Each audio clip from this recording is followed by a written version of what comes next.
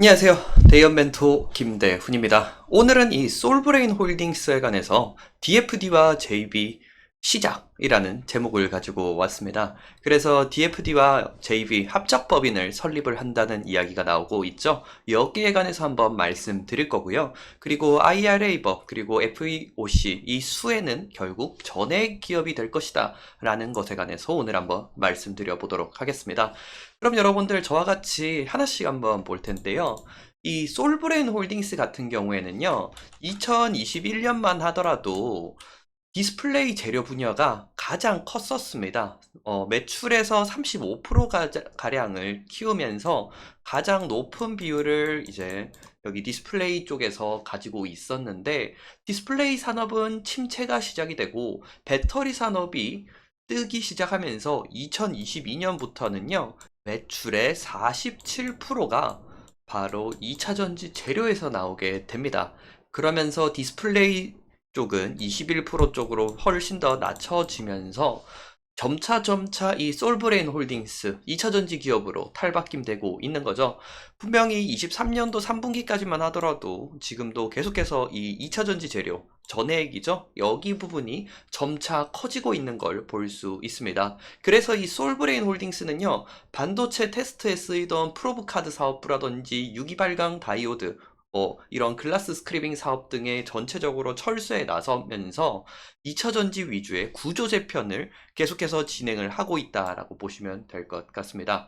당장은 전기차 업황이 좀 다소 부진하나 중장기적으로는 더욱더 성장 가능성이 충분한 만큼 전액 이런 쪽으로 2차전지 재료 사업에 집중을 하겠다라는 포석이라고 보실 수 있는데요. 그러한 이유로 솔브레인 홀딩스는 중국 이 DFD 기업과 합작법인 JB를 설립을 할 것 같습니다. 해당 JB는 현지에 전해액 소재 생산 라인을 구축할 예정인데 구체적인 규모라든지 이런 시점 등은 아직 미정이라고 볼 수 있습니다. 전해액이라는 건요, 배터리 내에 리튬 이온이 양극과 음극 사이를 원활하게 이동할 수 있도록 하는 제품인데 전해 질염과 첨가제 등을 조합을 해서 만든다고 보시면 될 것 같습니다. 사실 전해액 같은 경우 중국 업체들이 장악을 해왔지 않습니까? 압도적인 가격 경쟁력을 가지고 고객 유치에 나선 결과인데 이들과 경쟁이 심한 상황에서 이 솔브레인 홀딩스가 DFD와 같이 제조 단가를 낮추게 된다면 약점을 일부 상쇄할 수 있는 거죠. 또한 이 전해액 같은 경우에는 IRA 규정에 따라서 배터리 부품으로 포함이 되는데 2024년부터 중국산을 사용하는 전기차는 미국에서 보조금을 받을 수 없죠. 이런 FEOC 이런 부분들에 관해서 수혜를 받는 게 그래서 제 예상에는 전해액이다 라고 볼 수 있는 거죠. 충분히 전해액이 받을 수 있습니다. 그리고 이 DFD 역시도 전액 1위 기업인데 DFD도 중국에서 있기 때문에 판매를 할 수가 없지 않습니까? 미국에. 그래서 미국으로 공장을 짓지도 못하고요. 이런 부분에서 소울브레인 홀딩스랑 JB를 통해서 우회 경로를 마련을 하겠다라는 계획인 거죠. 당연하지 않습니까? 이렇게 하면서 지금 K배터리가 중국 물량 공세에 역으로 이용을 할 수 있는 가장 좋은 혜택을 받는 게 바로 한국의 기업들이 아닐까라고 생각을 하고 있고, 그래서 주가가 이렇게 엔캠, 솔브레인 홀딩스가 파죽지세로 올라가고 있는 겁니다. 하나씩 제가 조금 더 쉽게 설명을 한번 드려보도록 할게요, 여러분들. 지금 미국 IRA 감축법에서 해외 우려 집단 FEOC 적용 품목에서 2024년부터 전해질 품목이 들어갑니다. 그쵸?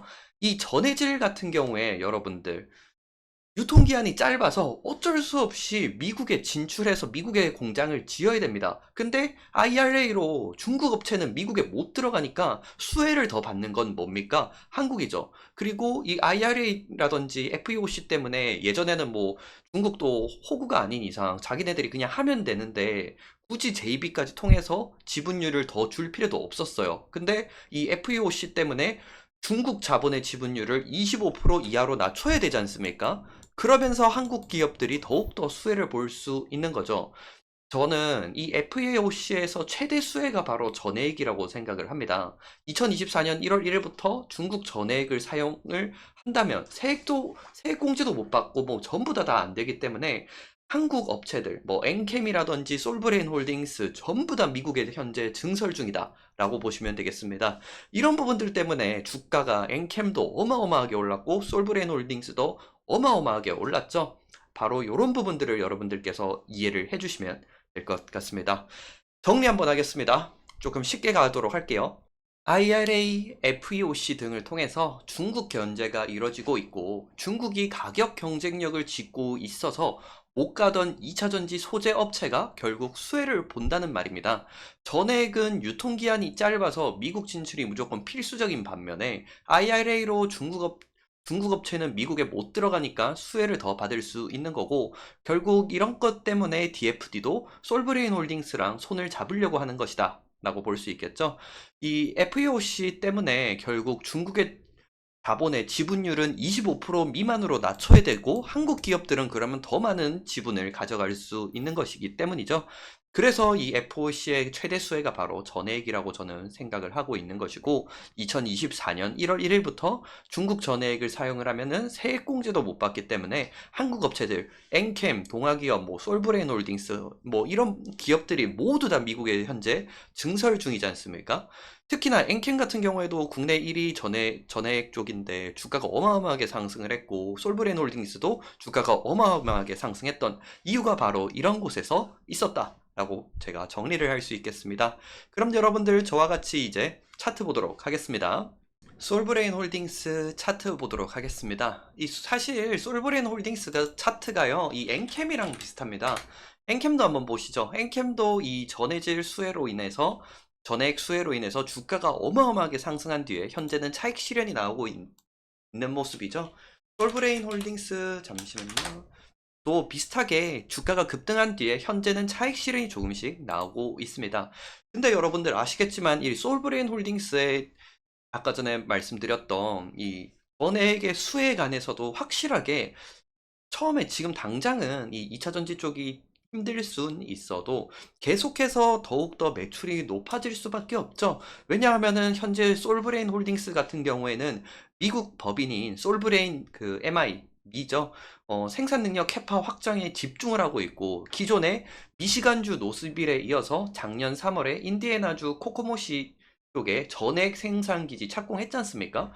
그래서 올해 같은 경우에 5만 톤 생산 능력 캐파를 갖추고 나서 5만 톤 갖추고 나서 내년 아니면 연말까지 총 10만 톤까지 수량을 늘리지 않습니까? 그죠? 캐파를 훨씬 더 늘리지 않습니까?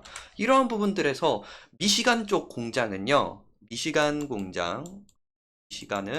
바로 죄송합니다. SK온이랑 LG에너지 솔루션 용으로 주고 있는 거고 인디애나 쪽은요. 인디애나 쪽은 바로 삼성 SDI 물량을 소화를 할 것입니다. 이 삼성 SDI도 스텔라랑 합작을 해서 새로운 공장 만드는 쪽이지 않습니까? 여기에다가 전체적으로 다 물량을 소화를 한다라고 하면은 여러분들 충분히 저는 주가가 더욱더 상승을 할 거다라고 일단은 생각을 해보고 있습니다. 지금은 일단은 급등을 한 뒤에 차익 실현이 나오고 있는 구간대라고 보여지고 있기 때문에 좀 더 주가가 조정을 받은 뒤에 충분히 상승을 한 가능성이 더 높을 수 있다라고 한번 말씀드리겠습니다. 아까 전에 제가 말씀드렸지 않습니까? 이 중국이 결국 FEOC 때문에 가장 기업들이 미국에 진출도 못하고 한국은 결국은 그러면 가만히 있다가 어휴 좋네 이러면서 한국이 결국은 이 수혜를 많이 받아가는 기업들이기 때문에 점차 2차전지 관련해서도 더욱더 이 전방 산업 쪽이 더욱 이 수요가 많아지고 거기다가 공장도 더욱더 증설이 되고 이런 부분에 있어서 매출은 점차 늘어날 것이다 라고 생각을 하고 있습니다. 이제는 기술적으로 한번 보도록 할게요. 주봉상이고요. 현재 천천히 저와 같이 지지정선을 한번 그어 본다라고 하면은 가장 최근에 결국은 이 75,000원 전고점 부근이죠. 이 2020년 전고점대를 못 뚫었기 때문에 주가가 현재 조정을 받고 있는 거다라고 말씀드릴 수 있겠습니다. 야, 그러면은 어디까지 빠질 수 있는데? 라고 물어보신다라고 하면은 기술적으로만 그냥 한번 보도록 하겠습니다. 지금 당장 수급이라든지 이런 부분들 중요하기도 하지만 워낙 급등을 많이 했고 그만큼 확실히 이 2차전지 쪽 전액 소재 기업이 그만큼 수혜를 많이 볼 수 있기 때문에 주가가 많이 오른 것도 있거든요. 하나하나 기술적으로 본다라고 하면은 저는 기본적으로 좀 더 차익 실현이 나오진 않을까라는 생각도 가지고는 있습니다. 그래서 어디냐라고 하면은 일단 1차적인 지지선을 보도록 하겠습니다. 1차적인 지지선은요, 바로 이 58,000원 부근대가 되고, 2차적인 지지선이 52,000원대입니다. 52,000원과 58,000원 차이가 좀 있을 수는 있는데, 이건 주봉상이라서 그렇기도 하고요. 여기 부분에서 1차적으로 지지가 일어나면 좋겠지만, 아직까지 조금 매도세가 조금 강한 부분도 있기 때문에, 52,000원까지 내려간다라고 하면은 여기서부터는 좀 더, 긍정적으로 볼지 않을까라는 생각을 하고 있습니다. 21선도 분명히 올라올 거고 21선 지지선과 전고점 부근에서 점차 지지를 받아가면서 주가가 다시 한번 우상향해 나갈 수 있기 때문인데요. 이게 테마성으로만 해서 된다라고 하면 주가는 더 빠질 수가 있습니다. 다만 이 IRA랑 FEOC 등을 통해서 확실히 중국 기업은 이제 치고 나갈 수가 없지 않습니까? 원래라면은 전액 업체들은 잘 못 갔어요. 한국 전액 업체들은. 왜냐? 중국이 가격 경쟁력을 꽉 쥐고 있으니까 한국 2차전지 소재 업체들 중에서도 이 전액 부분에서는 주가가 잘 못 갔는데 특히나 이 중국에 관련해서 FOC 쪽에서도 수혜를 가장 크게 받을 수 있는 게 전액 쪽이다 보니까 중국이 결국은 못하지 않습니까? 그러니까 한국 쪽이랑 붙어야 돼요. 그죠? 이런 부분들 때문에 한국에서 앞으로 잡을 수 있는 부분이 있기 때문에 수출, 특히 이 실적 부분에서 계속해서 시간이 가면 갈수록 더욱더 늘어날 수 있는 부분들이 있어서 저는 단기적인 모멘텀이라고 생각은 하지는 않고요. 점차 시간이 가면 갈수록 더욱더 수혜를 볼 수 있는 것이다 라고 생각을 하기 때문에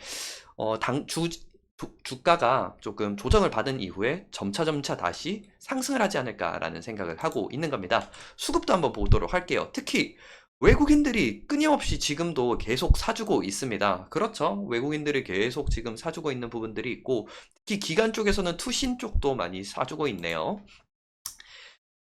한 수급을 한번 보도록 할게요. 전체적으로 보면 한국투자증권, 신한, KB 있는데, 모건 스탠리, 노무라, USBSG 전체적으로 많이 외국계 그리고 기관계에서 많이 매수를 해주고 있다라고 보실 수 있겠습니다. 물론 지금에서 보시면은 차익 실현이 계속 나오고 있기 때문에 단기적으로 조정은 조금 더 진행이 될 수는 있겠지만 중장기적으로 여러분들 보셔야 되지 않겠습니까? 중장기적으로 보면은 좀 더 우상향하지 않을까 하는 게 제 개인적인 의견입니다.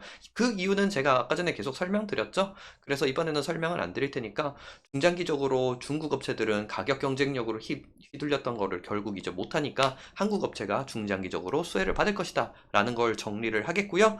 마지막으로 보시게 된다라고 하면은 2월 12일부터 3월 10일 한국투자증권, 신한, KB, 모건스탠리, 노무라 등등 여기서 이 수급의 주체들이 계속해서 매도를 하는지 그리고 지금은 외국계에서 계속 들어오고 있지 않습니까? 이 외국계 수급들을 여러분들께서 계속 체크를 하셔야지 주가의 방향성이 앞으로 더욱더 잘 보이실 거기 때문에 여러분들이 구독과 좋아요 많이 눌러주시면은 제가 계속해서 이 부분 체크해 드릴 테니까 지금이라도 구독과 좋아요 안 눌리신 분들 눌러주시면서 오늘 영상 마무리하도록 하겠습니다. 대신 여러분들 구독과 좋아요 많이 안 눌러주시면 저도 이거 체크 계속 안 할 겁니다. 아시겠죠?